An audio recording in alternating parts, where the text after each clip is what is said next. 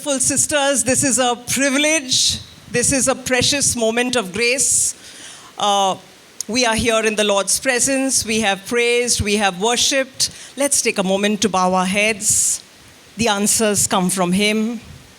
Gracious and loving Father, this morning we bring our hearts to you, our troubled hearts, our anxious hearts, our hearts that are ever yearning to know you better, to serve you more, to love you better.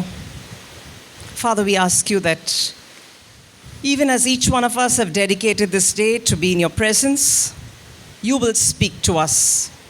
Minister to us through your word. Anoint our hearts, our minds, our lives, that as we listen, we may understand the things of your kingdom. And Father, we pray with all our hearts that as we understand, we may live your word. We make our prayer, Father, through Christ Jesus our Lord. Amen. So, my dear sisters, this morning, the topic we are reflecting on is the reason for everything. And I'm sure that this is a topic which all of us would want to enter into very deeply. So I want to ask you this morning, are there times, especially in the past year, when you've asked yourself, maybe you've even asked one another, or perhaps you've asked the Lord, why? Yes? Why? Why is this happening? Somebody's lost a job. Somebody's lost loved ones. This particular pandemic is sweeping not just a city, sweeping the world. And, yes, we might tell ourselves, well, I love the Lord. The Lord's hand of protection is upon me. And I had so many questions when, there was a whole group of preachers who were afflicted by COVID. Yes? And the question was, why isn't the Lord protecting them?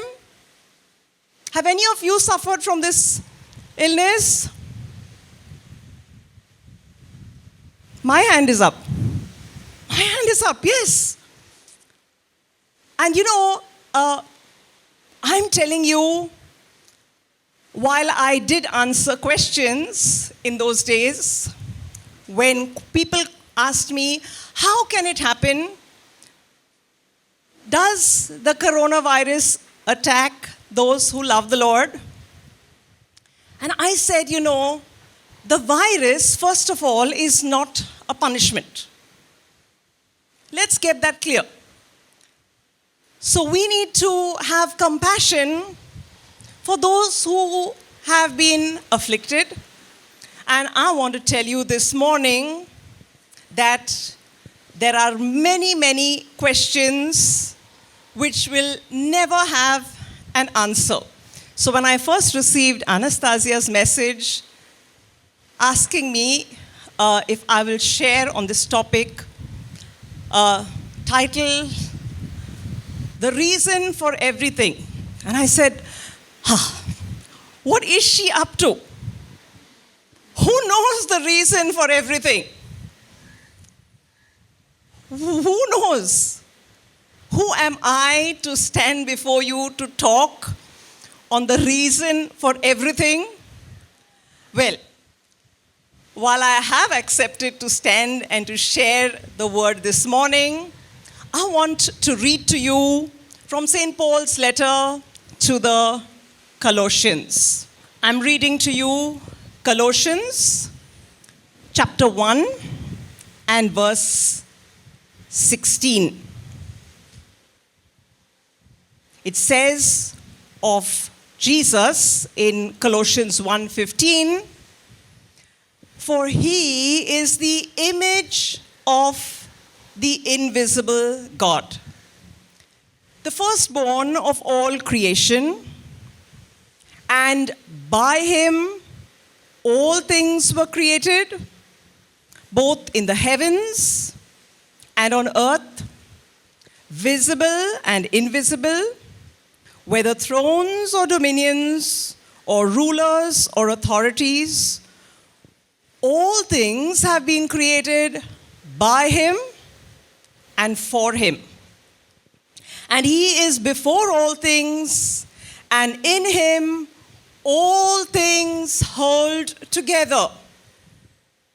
So, rest assured, my dear sisters, that as we are reflecting on the word, what I want to share with you this morning is that all the answers are in the Father. And the Father has given us Jesus. And you look at Jesus and you tell me, why? Why did he have to come? Why? Why did he have to suffer? Why? Why did he have to die the kind of death that he died? You know, we may give some answers from the top of our head, but I'm telling you, there are some things that we will never be able to explain. And I want to share with you from my own life. There are some things that we believe.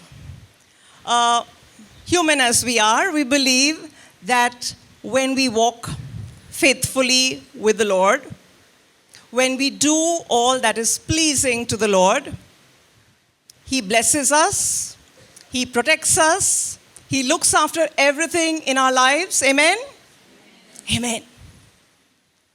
And I want to share with you that after having walked faithfully with the Lord for many, many years, I came to a point where, after much discernment, I entered into the holy sacrament of matrimony. 1990, August. So it's been a long, long time. And I want to share with you this one thing, that in all that I have experienced, there are many, many questions. Do you have questions? Yes. I am a woman of prayer, a woman of faithful, dedicated love of God's word. And the Lord blessed us. So we got married in August 1990. You can do the maths. June 91, our first son was born. June 93, our second son was born.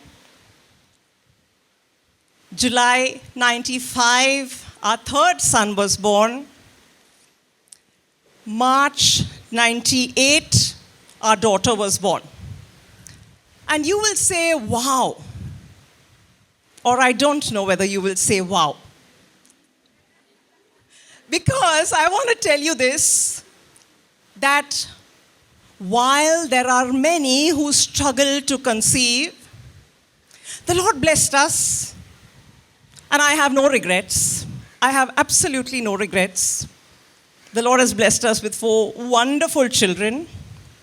But I will tell you this, that there are times in our lives when my husband and I look around and say, look at that woman, look at that family. You know, they have 1 child, no time to serve, so much money to fly places. Here are we stuck, serving the Lord, tirelessly. All my life, before marriage, our family always had a car. We always had full-time help. And after I got married, it was quite a struggle. Quite a struggle because we decided that we would manage our own work. And I must tell you, the Lord blessed me with a wonderful husband because he comes from a different background. And while there have been plenty of struggles adjusting to this different background, he's also been an amazing hands-on husband, hands-on father, always there to do anything.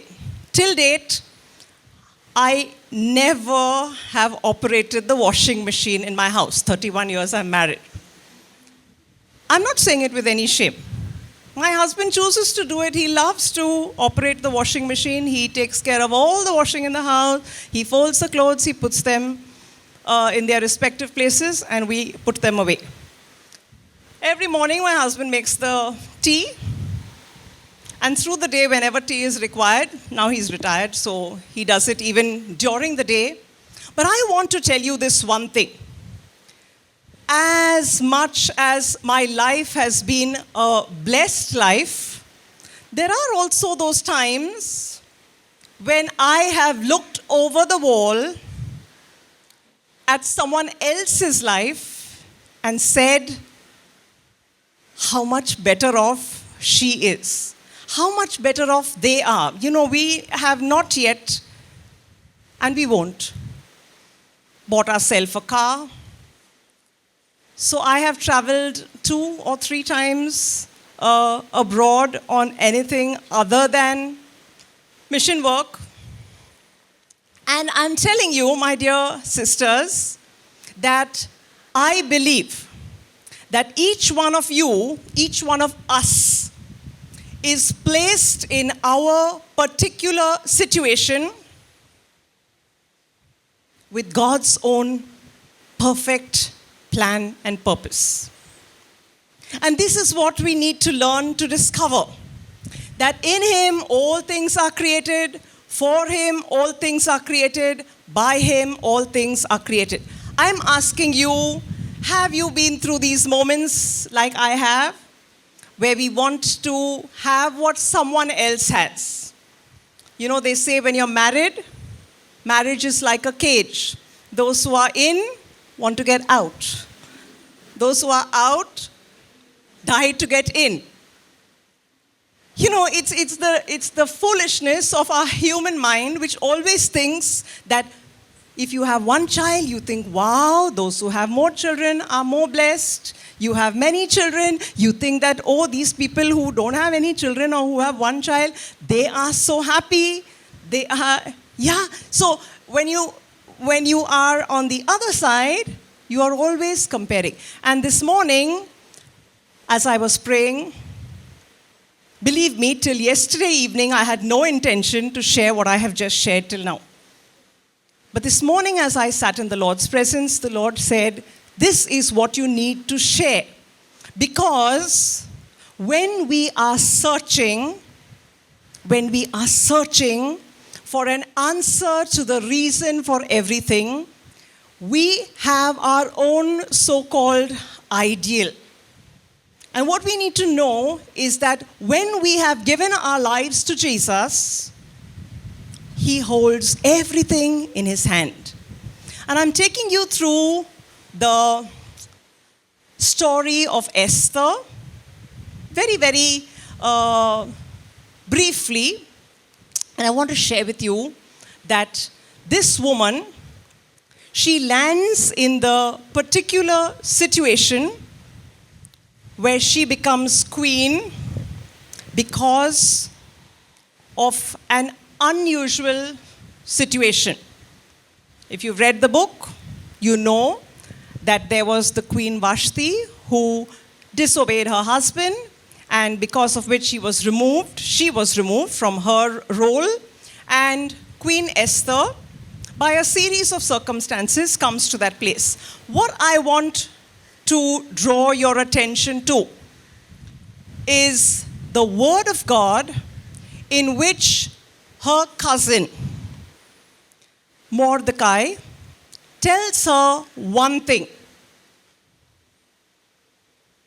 It's a time of crisis, and Haman has worked out the situation in such a way that the Jews are to perish. And Mordecai tells Esther this, which I believe the Lord wants us to hear. Let me read Esther chapter 4 and verse 14. If you remain silent at this time, relief and deliverance will arise for the Jews from another place. You and your father's house will perish. And, now this is what I want you to listen to. Who knows whether you have not attained royalty for such a time as this? And I'm looking at my life, just like Joseph looked at his life. You know, Genesis chapter 50 and verse 20. Joseph will say, you intended this for evil, but God intended it for good. And I want to tell you, who knows if God has not put you specifically in the place where you are. You've lost your husband, your spouse is far away, maybe you've got a spouse and many children, maybe you've got a spouse and no children, maybe you don't have a spouse, and you want something which you think others have got. I want to say to you this morning, who knows if God has not placed you in this position for such times as these. What is happening at these times? We are going through a crisis. And I want to tell you, it is not, as I see it, so much a health crisis as much as a challenge to our faith. Tell me, in this past 1 year, am I right or am I wrong that we have prayed more than we ever prayed before? Yes. We have let go of many more things than we ever let go before, sometimes not by choice. You know, I looked at my cupboard and I'm wondering, what on earth am I doing with so many clothes? I've lived for 1 year without one. I mean, the proportion of what we have, all of us women, yes, check those shoes that are in your shoe rack. I think many of them would have opened up. There are, yeah. And we suddenly ask ourselves, why? Why did I have so much? You know? And I'm saying to you this morning that this is one of the things that the Lord wants us to look at. Are we aware that God has placed us in the world for such a time as this?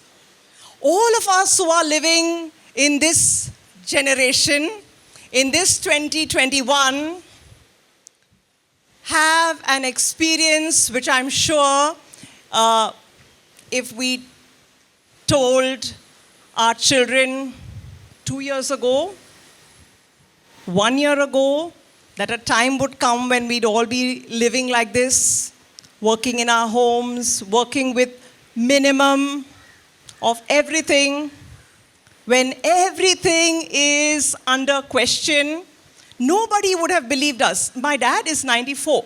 Okay, he's also he also went through the COVID with us, and he's also recovering. But you know, when we sit and try to tell him, we try to explain to him COVID-19. We try to explain to him that, you know, we are all at home. It just doesn't make sense. He's asking us, everybody's working at home. People are not traveling as usual. What does Father come with a mask for? Father's not well. That was the thing, no? Earlier you saw someone in a train and they had a mask. You kind of said, there must be a TB patient. You kind of stepped aside. And now you're like, hello, why are you not wearing your mask? Yeah. So life has changed so much. Now, I'm saying to you, first of all, God has placed us in this world for times as these. Rejoice, my dear sisters, knowing that with every situation, God gives us grace. So what is the reason for everything? In one way, I will say, I don't know. I don't know. But in another way, I will definitely tell you that God is sovereignly working. And God is sovereignly working, so the reason for everything is that the glory of God may be revealed. And you and I, who are His master workmanship, you and I have to answer, how much are we letting the glory of God be revealed in what is happening? So are we going through this pandemic grumbling and complaining? And while I am not denying that we wish to have everything back to what it was before, I'm telling you that there are many blessings which we need to stop and appreciate until, I don't know if I'm being prophetic, but I think till we come to our senses, we will need to grow and go through this pandemic. Look at the amount we spend on weddings. Look at the amount we spend on unnecessary things. And now we've all learned to let go of those things, right? And I don't think any of us are any the poorer for it. Yes or no? Yeah. So somehow this whole pandemic has brought us all to a point of thinking. I want to take another point. So the first thing I'm telling you is that you are where you are for a purpose. And your purpose is to glorify the Lord, and all things are to give Him glory. So keep your eyes on Him. Precious, beloved daughter of the Lord, you have a special identity. You know that? Yes? You are accepted, you're blessed, you're chosen, and you are forgiven and redeemed, adopted as His own daughter. You are the apple of His eye, and He has redeemed you with a price. There is something that the Lord wants of you, which no one else can do. Now, having said this, I want to tell you what Esther did. So when Esther is faced with the situation of the possible annihilation of the Jewish race, she has the power, and you have that power as well. The power to do something or to do nothing. To run away from the situation or to be part of the solution. And Esther chooses to be part of the solution. What does Esther do? What does Esther do? She prays. Good. She fasts. Esther undertakes a self-sacrifice. By choice, she gives up food and drink. 3 whole days, she and her household. And through that time of fasting, what is she doing? She is seeking the face of God. She's seeking the face of God.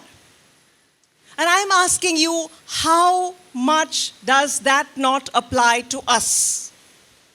Yes, we are in the season of Lent, but I'm telling you, the Lord is putting us through a certain amount of challenge so that we will get down on our knees and we will turn to Him and we will seek His face. We will seek His face. As I was reading through the book of Esther, and as I was preparing for this morning, I came across a part where Esther, she's done her fast, and she gains favor with her husband, and she comes before the king. Now listen, the king tells her, Esther chapter 5, verse 6, Esther chapter 7 and verse 2. The king tells her, I will give you anything, even up to half of my kingdom. Ask. Did you hear something like this before? Yes? Where? King Herod. Now, as women, we get these privileges. Ask anything you want, even half the kingdom, and it will be given to you. Now, here are two women. One woman you knew, one woman maybe you didn't know so well. What did Herodias ask for? The head of John the Baptist on a platter. You remember the story? Yeah? She's living in Satan, and she's chadawing her daughter, to whom Herod has made this offer. Go and ask. And you know, many times I have reflected on this. You have a power over your children. What you say, they do. Yes, when they come to you and the opinion that you express, it affects them, it influences them. So see how Herodias influenced her daughter. The daughter has gone to the mother, no? What shall I ask? And I never fail to shake my head in shame when I listen to that reading. Imagine what she taught her child. Yes, she asked her daughter to have this holy man of God beheaded. And to see that head on the plate. I mean, it just baffles me that a mother could have got her daughter to do something like this. Look at Esther. Esther is asked not once, 3 times, she's given this offer. And you know what Esther does? Esther doesn't give a grand answer. First she waits, she asks for Haman to be brought. Another time she has, the feast celebrated in a more grand way. And she begins to share.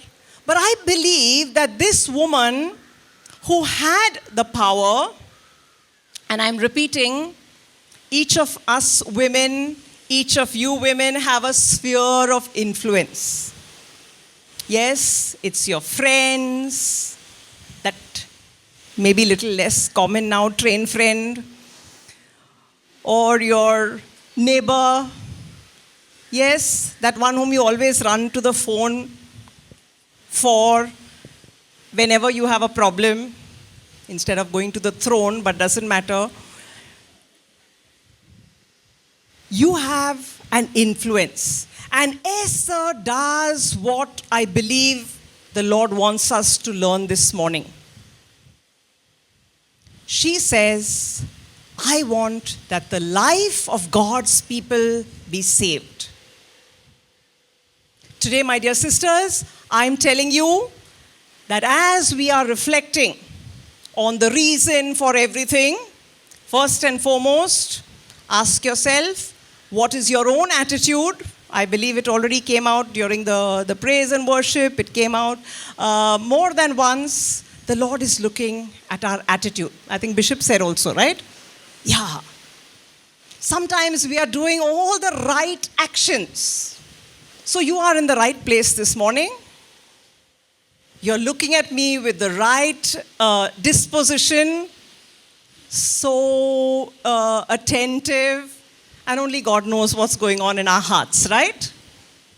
Only God knows what's going on in our hearts. So the question is, with all the influence that you have, with all the influence that I have, do I still come back to the reality that the reason for my existence is that I will honor and glorify God? And whatever power I have, whatever influence I have, maybe it's in your workplace, maybe it's in your home, will I use that influence for the people of God? I repeat, will I use that influence not just for my family, for the people of God? That is what God is calling us for. That is our special purpose. And so the reason for everything that happens in the life of a Christian is that we will glorify the Lord and that we will honor Him. Now, I want you to pay attention to what we have in the book of Job. So, allow me to read to you what we have in Job chapter 37 and verse 13. Whether for correction or for His world or for loving kindness, He causes everything to happen. So, when you're going through, when we are going through all that we are going through at this time, I can tell you for sure that when I went through my struggle of suddenly having been detected with COVID, and all three of us were, in the center, I began to ask questions. Yes. How? Why? We took so much of precaution. How could it have happened? Why us? And I can see that as I look back, I don't think in my life so many people, not just in the city but across the globe, got down on their knees and prayed for us and our family. And I'm saying, God worked it for good. God worked it for good. And so today I'm telling you, stop the whole question of why. Don't even ask why. Just simply reinforce every day. The theme of our retreat today. The Lord is saying, I know the plans I have for you. They are plans which are not for destruction. Your soul is in His hands, and the Lord wants that you will grow.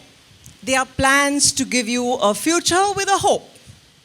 And so while I don't have any answers, I have the answer to it all. Because my God tells me that all things are created for Him. Without Him, nothing is created, and everything is to give us a future with a hope. I don't know if I might die tomorrow. It's possible. But I'm very sure that the reason I live, have you ever sung this hymn before? The reason I live is to worship Him. Because He lives, I can face tomorrow. These are only words of songs, no? If we believe, then we will stop asking this why question. Because we don't know why. And let's not waste our time in blaming this country, this place, this person, this whatever else, and spreading all sorts of things. It's not important. Why? What is important is that He is in control. All things are created for His glory. This morning, I am asking you to come before the Lord and listen to what you have again sung quite often, I'm sure, from the book of Revelation, chapter 4 and verse 11. Worthy art thou, our Lord and our God, to receive glory and honor and power, for thou didst create all things, and because of thy will they existed and they were created. Thou hast created all things. You believe that? You believe that? Okay.